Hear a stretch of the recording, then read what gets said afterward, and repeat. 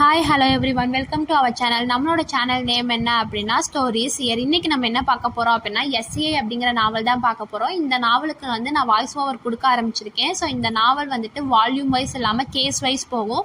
ஒவ்வொரு கேஸ்லேயும் ஒரு 10-15 சாப்டர்ஸ் இருக்கும். நான் ஆல்ரெடி ஃபஸ்ட்டு கேஸ் எடுத்து அந்த ஃபஸ்ட் கேஸில் 2 சாப்டர்ஸ் போட்டுட்டேன். இப்போ 3ஆவது சாப்டர்ஸ் தான் நான் போட போகிறேன். ஸோ அதுக்கு முன்னாடி நான் உங்களுக்கு இந்த கேஸோட நேமே நான் ஃபஸ்ட்டு 2 சாப்டர் சொல்லியுமே உங்ககிட்ட கேஸோட நேம் சொல்லலை. அதனால் கேஸோட நேம் சொல்ல வரேன்.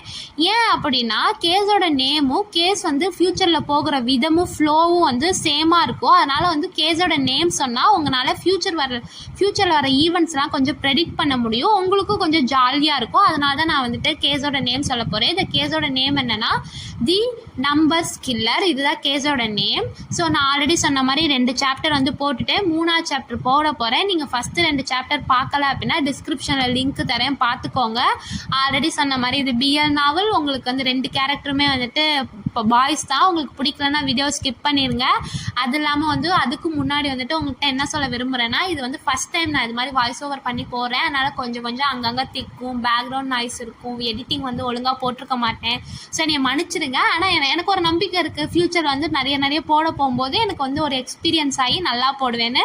ஸோ அது வரையும் என்னை கொஞ்சம் சரி போனால் போது குழந்தை அப்படின்னு மன்னிச்சு விட்டுருங்க.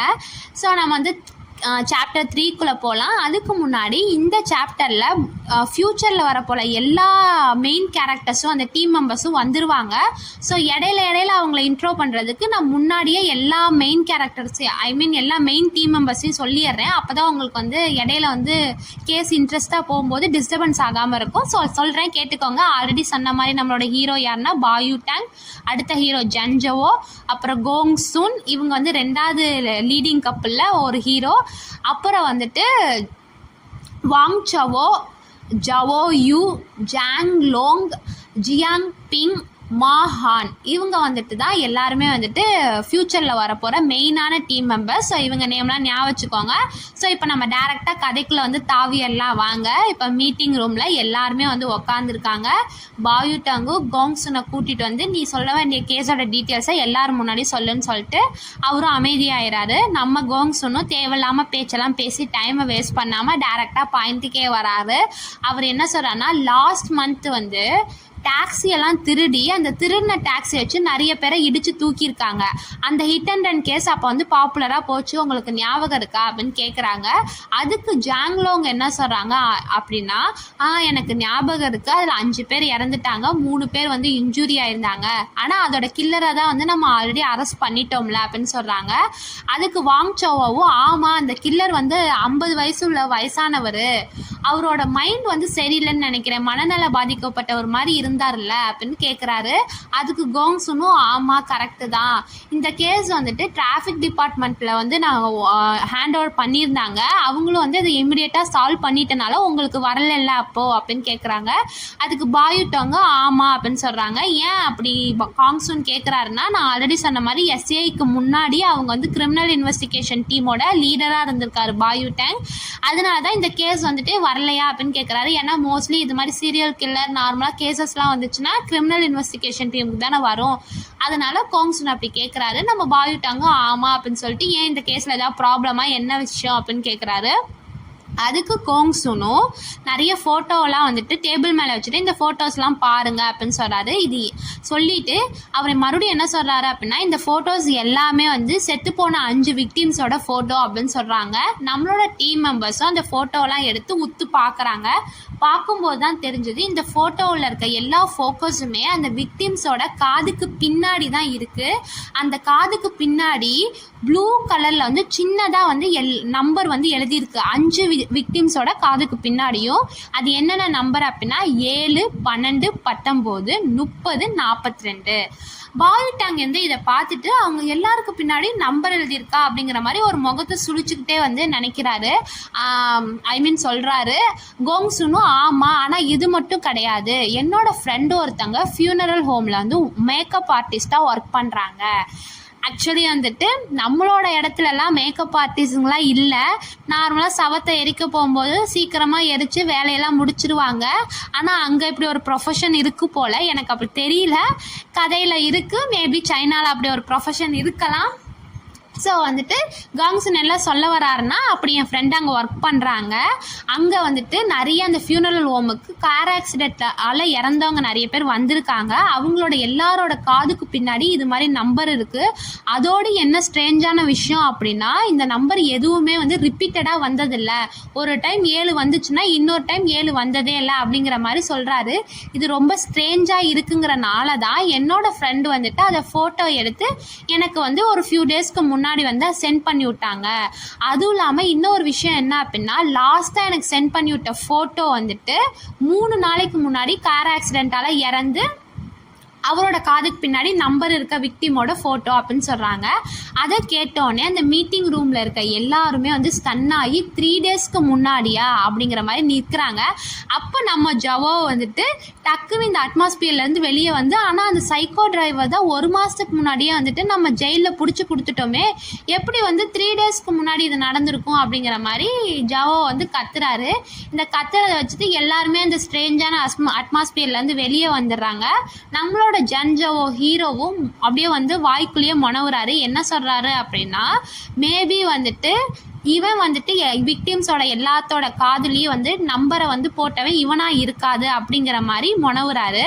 அதுக்கு கோங்ஸும் நான் வந்து ஒத்துக்கிறேன், அப்படியா தான் இருக்கும் அப்படின்னு ஒத்துக்கிறாரு. இந்த விக்டிம்ஸ் எல்லாருமே வந்துட்டு ஹாஸ்பிட்டல்லேருந்து டைரெக்டாக ஃபாரன்சிக் ஆஃபீஸ்க்கு வந்துடுறாங்க. அதுலேயும் சில 2 பேர் வந்துட்டு ஹாஸ்பிட்டல் கூட போகலை, டைரெக்டாக வந்துட்டு மெடிக்கல் ஆஃபீஸ்க்கு ஃபாரன்சிக் ஆஃபீஸ்க்கு கொண்டு வந்துடுறாங்க. அது இல்லாமல் நான் செக் பண்ணேன், இந்த வந்து காதுக்கு பின்னாடி இருக்க எல்லா நம்பருமே வந்து டேட்டூ மாதிரி இருக்குது. அதுவும் இல்லாமல் இந்த டேட்டூ வந்து ரீசண்டாக பண்ண மாதிரி இல்லை, இது ஏதோ கொஞ்ச நாளைக்கு முன்னாடியே வந்து ஆல்ரெடி பண்ண மாதிரி இருக்குது அப்படிங்கிற மாதிரி வந்து சொல்றாரு.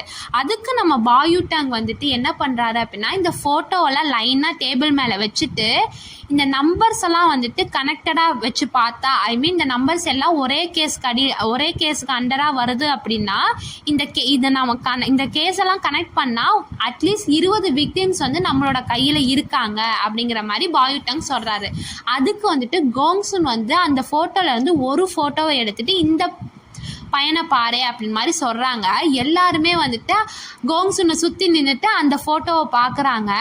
இந்த ஃபோட்டோ யார் அப்படின்னா நம்பர் 23. இது வந்துட்டு நம்மளோட ஃபியூனர் ஹோமில் கோங்சோனோட ஃப்ரெண்டு வந்து ஒரு 10 பேரோட ஃபோட்டோ அமுச்சு விட்டாங்களே, அதில் ஒரு ஃபோட்டோ தான் இது. அந்த அவனோட நம்பர் என்னன்னா 23. அவனோட பேர் என்ன அப்படின்னு பார்த்தா சென் சிலியாங். அவனோட பேர் சென் சிலியாங். இவன் வந்துட்டு 1 வாரத்துக்கு முன்னாடி தான் வந்து இறந்து போயிருக்கான். இது இவனோட 2nd கார் ஆக்சிடென்ட் அப்படின்னு சொல்கிறாங்க. அதை பார்த்த உடனே ஜியாங்பிங் என்ன பண்ணுறான்னா, ஒரு ஃபோல்டரை வச்சு குறுன்னு பார்த்துட்டு டக்குன்னு வந்து ஞாபகம் இருக்குது, அந்த சைக்கோ கில்லர் வந்துட்டு அடிச்சு போட்டதில் 3 பேர் வந்துட்டு இன்ஜுரி ஆயிருந்தாங்கள, அந்த இன்ஜுரி ஆன ஒருத்தவன் தானே இவன், இந்த சென் சிலோங் அப்படின்னு சொல்கிறாரு. அதுக்கு வந்துட்டு நம்மளோட மாஹானும் சொல்கிறாரு, ஆமாம் கரெக்டு, ஃபஸ்ட்டு கார் ஆக்சிடெண்ட்டில் அவன் வந்து சாகலை, இன்ஜுரி ஆயிருந்தாங்க, ஆனால் வந்துட்டு இவன் இந்த கார் ஆக்சிடெண்ட்டில் வந்து செத்து போயிட்டான். அதுவும் இல்லாமல் அவனோட காதில் இன்னும் வந்து நம்பர் வந்து எழுதியிருக்கு அப்படின்னு ஒரு மாதிரி வந்து கன்ஃபியூஷனில் வந்து பேசுகிறான். அவனோட முகம் ஃபுல்லாக என்னடா இது அப்படிங்கிற ஒரு மாதிரி ஒரு எக்ஸ்ப்ரெஷன் வந்து இருக்குது. இதை பார்த்துட்டு ஜன்ஜோ வந்து அமைதியாக இருக்காரு. ஜன்ஜோவை அமைதியாக இருக்கிறத பார்த்துட்டு பாயூட்டாங்க வந்துட்டு நீ என்ன நினைக்கிற அப்படின்னு கேட்குறாரு. நம்மளோட ஜன்ஜோவோ அவரோட அழகான ஸ்லெண்டரான ஃபிங்கர்ஸில் அவரோட முட்டிங்காலை தட்டிக்கிட்டு ஒரு மாதிரி டீப்பான தாட்டில் இருக்கார். இந்த ஹேபிட் வந்து ஜன்ஜோவோட ஹேபிட். எப்பயுமே அவர் ஒரு டீப்பான தாட்டில் இருந்தா அப்படின்னா இந்த மாதிரி வந்து அவரோட முட்டிங்காலை தட்டுவார். இது நம்மளோட பாயூட்டாங்க்கு தெரியும். அவர் அப்படி இருக்கிறனால தான் என்ன ஆச்சு அப்படின்னு கேட்குறாரு. அதுக்கு நம்மளோட ஜன்ஜோவும் மேபி வந்துட்டு மர்டரர் வந்துட்டு அந்த கில்லர் வந்துட்டு யாரெல்லாம் சாவுறாங்க அப்படின்னு அதை வந்து ரெக்கார்ட் பண்ணுறதுக்காக இது ஒரு மெத்தடாக இருக்கலாம். இல்லை அப்படின்னா நான் அடுத்து ஒருத்தனை கொல்ல போகிறேன் அப்படிங்கிற அனௌன்ஸ் பண்ணுறதுக்காக இந்த நம்பர் இருக்கலாம். ஸோ இது வந்து ஒரு அனௌன்ஸ்மெண்ட்டாக இருக்கும், இல்லைன்னா வந்துட்டு ரெக்கார்டாக இருக்கும் அப்படிங்கிற மாதிரி சொல்கிறாங்க. அதுக்கு நம்மளோட பாயூட்டாங்கும் ஓகே அப்படிங்கிற மாதிரி மண்டையை ஆட்டுறாரு. மண்டையை ஆட்டிட்டு அவருக்குள்ளேயே ஏதோ கொஞ்ச நேரம் ஏதோ யோசிச்சுட்டு இப்போ வந்துட்டு கோங்சுனை கூப்பிட்றாரு. கோங்சுன் லூஃபேங்கை வந்துட்டு இந்த விக்டிம்ஸோட எல்லாத்தோட ஃபேமிலிஸையும் வந்து காண்டாக்ட் பண்ண சொல்லி சொல்லு. அது மட்டும் இல்லாமல் பாடிஸை வந்து மறுபடியும் வந்து தோண்டி எடுத்து மறுபடியும் அட்டாப்சி பண்ணு அப்படின்னு கோங் சுன்கிட்ட சொல்கிறாரு. சொல்லி முடிச்சுட்டு வாங் சாவோ மஹான் அப்படின்னா அவங்க 2 பேர்த்தையும் கூப்பிட்டுட்டு போய் இந்த கார் ஆக்சிடெண்ட்லாம் வந்து எங்கெங்கே நடந்துச்சு, அது இல்லாமல் அவங்களோட சாவுறதுக்கு முன்னாடி எந்த ஹாஸ்பிட்டலில் வந்துட்டு அவங்க ட்ரீட்மெண்ட் பண்ணாங்க, யார் டாக்டர்ஸ், அவங்க எப்படி செத்தாங்க, இந்த மாதிரி டீட்டெயில்ஸ்லாம் வந்து கொண்டு வாங்க. எவ்வளோக்கு எவ்வளோ வந்து டீட்டெயில்ஸ் இருக்கோ அவ்வளோக்கு அவ்வளோ பெட்டர் அப்படின்னு வந்துட்டு சொல்கிறாங்க.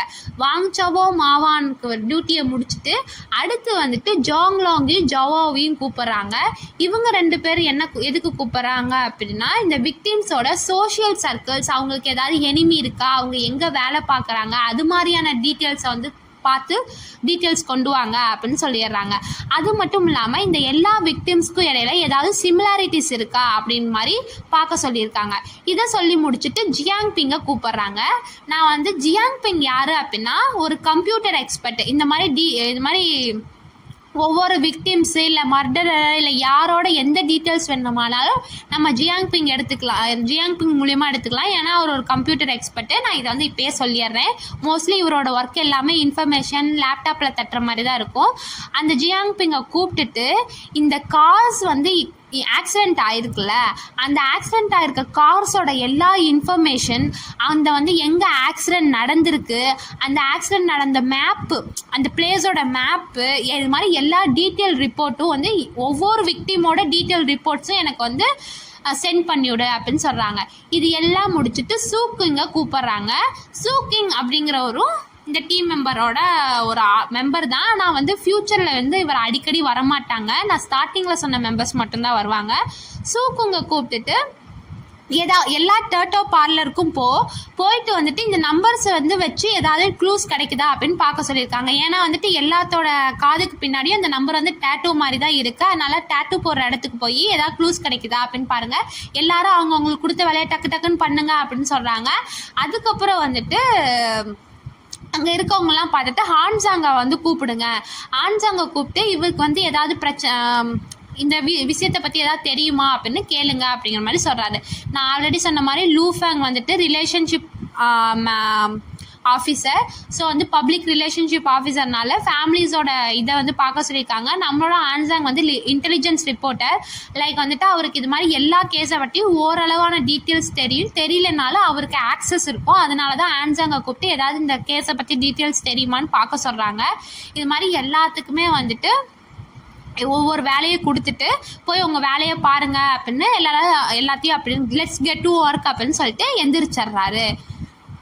எந்திரிச்சிட்டு பாயுட்டாங் வந்துட்டு அவர் டேபிளில் இருக்க எல்லா ஃபோட்டோவையும் வந்து எடுத்துகிட்டு நான் வந்துட்டு ஃபஸ்ட்டு வந்து அந்த ஃபியூனரல் ஹோமுக்கு போய் நமக்கு இவ்வளோ ஹெல்ப் பண்ண அந்த கோங்சுனோட ஃப்ரெண்டையும் அதுக்கப்புறம் அந்த கிரேசி சைக்கோ டிரைவரையும் நான் வந்து போய் பார்க்கணும் அப்படிங்கிற மாதிரி சொல்லிட்டு எந்திரிக்கிறாரு.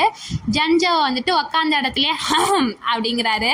அதை பார்த்துட்டு வந்துட்டு பாயுட்டாங் வந்துட்டு திரும்பலை ரியாக்ஷன் கொடுக்கலன்னோடனே மறுபடியும் அவர் வந்து இரும்பி சைடு ஐயில் வந்து நம்ம பாயுட்டாங்க பார்க்குறாங்க. அதை பார்த்த உடனே நம்ம பாயுட்டாங் வந்துட்டு ஜாக்கெட்டை வந்துட்டு எடுத்து கையில் வச்சுட்டு எல்லா ஃபைல்ஸையும் வந்து பேக்கப் பண்ணிவிட்டு ரெஸ்பெக்ட்ஃபுல்லாக ஒரு வந்து கீழே குமிஞ்சு கையை காமிச்சிட்டு ஆஃப்டர் யூ அப்படிங்கிற மாதிரி ஜன்ஜோட்ட சொல்கிறாங்க. அதுக்கு நம்ம ஜன்ஜோ வந்து அவரோட ஐயை வந்து ஒரு ரோல் பண்ணுறாங்க. அதுக்கு மறுபடியும் நம்ம பாயுட்டாங்க வந்து லெட்ஸ் கோ எக்ஸ்பர்ட் அப்படிங்கிற மாதிரி சொல்லி கூட்டிகிட்டு போகிறாங்க. இப்படி சொன்னதுக்கு அப்புறம் தான் நம்மளோட ஜன்ஜோ வந்து நான் சாட்டிஸ்ஃபை ஆகிட்டேன் அப்படிங்கிற ஒரு எக்ஸ்பிரஷனை மூஞ்சில் வச்சுட்டு எந்திரிக்கிறாங்க. எந்திரிச்சிட்டு கார் கீஸை வந்து பாயுட்டாங்கிட்டேருந்து பிடுங்கிட்டு நான் தான் ட்ரைவ் பண்ணுவேன் அப்படின்னு சொல்லிட்டு வேகமாக வெளியே போகிறாங்க. இதை பார்த்தோன்னே பாயுட்டாங்க வந்துட்டு அவரோட ஜாக்கெட்டை போட்டுக்கிட்டே பின்னாடியே போகிறாரு. பூனை தயவு செஞ்சு என் காரை தொற வேலை வச்சுக்காத, நீ ஒரு பயங்கரமான டிரைவர், எனக்கு வேணாம், எனக்கு என் காரு வேணும் அப்படின்னு பின்னாடியே துரத்திக்கிட்டே போகிறாரு. இங்கேயோட இந்த சாப்டர் வந்து முடியுது. ஸோ நெக்ஸ்ட்டு வந்துட்டு நம்மளோட 2 ஹீரோ வந்துட்டு அந்த ஃபியூனரல் ஹோமில் போய் அந்த கோங்சுனோட ஃப்ரெண்டையும் அந்த சைக்கோ டிரைவரையும் வந்து மீட் பண்ணுவாங்க ஜெயிலில். ஸோ வந்துட்டு அது வந்துட்டு அடுத்த சாப்டரில் நம்ம வந்து பார்க்கலாம். ஸோ வந்துட்டு உங்களுக்கு இந்த கதை ரொம்ப பிடிச்சிருந்துச்சி அப்படின்னா லைக் பண்ணுங்கள், கமெண்ட் பண்ணுங்கள், உங்கள் ஃப்ரெண்ட்ஸ் அண்ட் ஃபேமிலிக்கு வந்து ஷேர் பண்ணுங்கள். தயவு செஞ்சு சப்ஸ்கிரைப் பண்ணுங்கள். அப்போ தான் வந்து அடுத்த ஏதாவது சாப்டர் போட்டாலோ இல்லை வேறு ஏதாவது கதை நான் வந்துட்டு போடுற ஐடியாவில் இருந்தாலோ உங்களுக்கு வந்துட்டு நோட்டிஃபிகேஷன் வரும். ஸோ வந்து தேங்க்யூ எவ்ரி ஒன்.